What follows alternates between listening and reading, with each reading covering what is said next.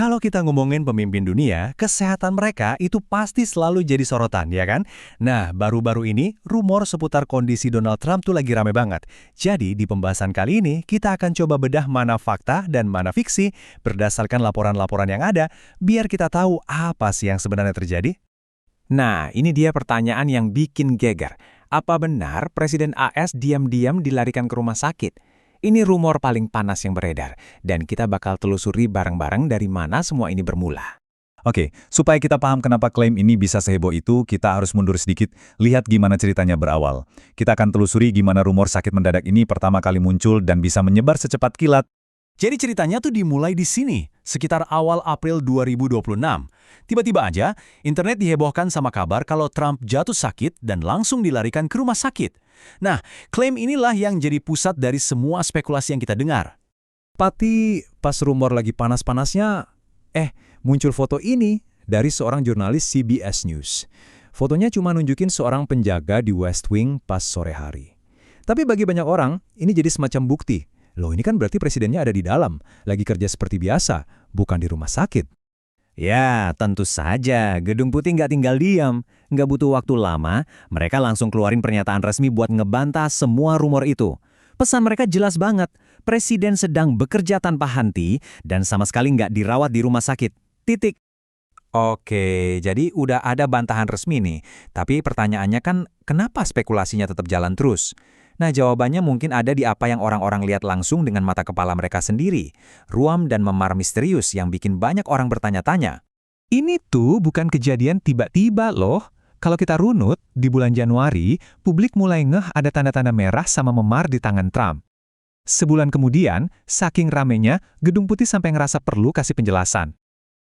Tapi terus di bulan Maret, ada lagi yang baru, ruam merah kelihatan di lehernya. Ya makin panas lagi di spekulasinya. Nah, karena tangannya jadi omongan, akhirnya Trump sendiri yang kasih penjelasan. Dia bilang, memar itu ada kaitannya sama obat yang dia minum.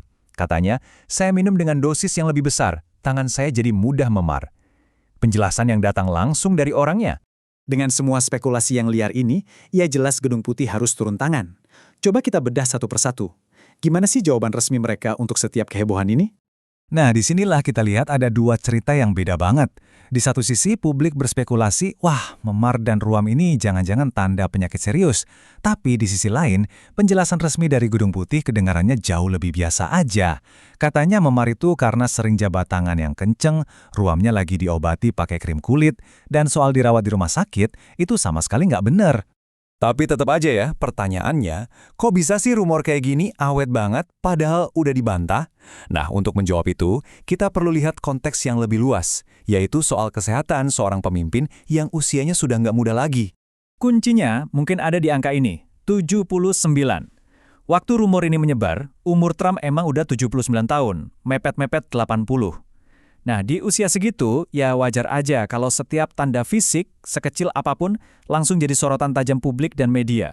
Selain itu, memang ada satu kondisi kesehatan yang udah dikonfirmasi dari dulu, namanya insufisiensi vena kronis.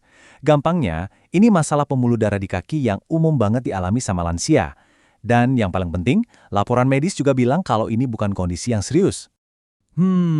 Setelah kita lihat semua ini, kayaknya mulai kelihatan ya polanya, semacam siklus rumor dan respons yang kayaknya nggak ada habisnya. Yuk, coba kita pecah siklusnya. Coba deh lihat polanya. Selalu gini. Pertama, ada sesuatu yang kelihatan aneh, misalnya ruam atau memar. Kedua, langsung deh media sosial dan berita heboh berspekulasi macam-macam. Ketiga, nggak lama, keluar klarifikasi atau bantahan resmi buat nenangin suasana. Dan keempat, siklusnya mulai lagi dari awal, begitu ada pengamatan baru. Terus saja begitu. Oke, jadi kesimpulannya apa nih dari semua ini? Pertama, rumor heboh soal dirawat di rumah sakit itu udah dibantah. Kedua, tanda-tanda fisik yang bikin heboh itu ternyata punya penjelasan yang lebih sederhana. Ketiga, semua perhatian super intens ini ya karena faktor umur dan posisinya. Dan yang paling penting, secara resmi, nggak ada laporan soal kondisi medis serius yang baru. Pada akhirnya, semua ini membawa kita ke satu pertanyaan yang lebih besar. Dan ini berlaku buat semua pemimpin dunia loh. Di mana sih batasnya antara hak publik untuk tahu dan hak pribadi seseorang atas info kesehatannya? Nah, ini dilema yang kayaknya bakal terus kita diskusikan. Terima kasih sudah menyimak.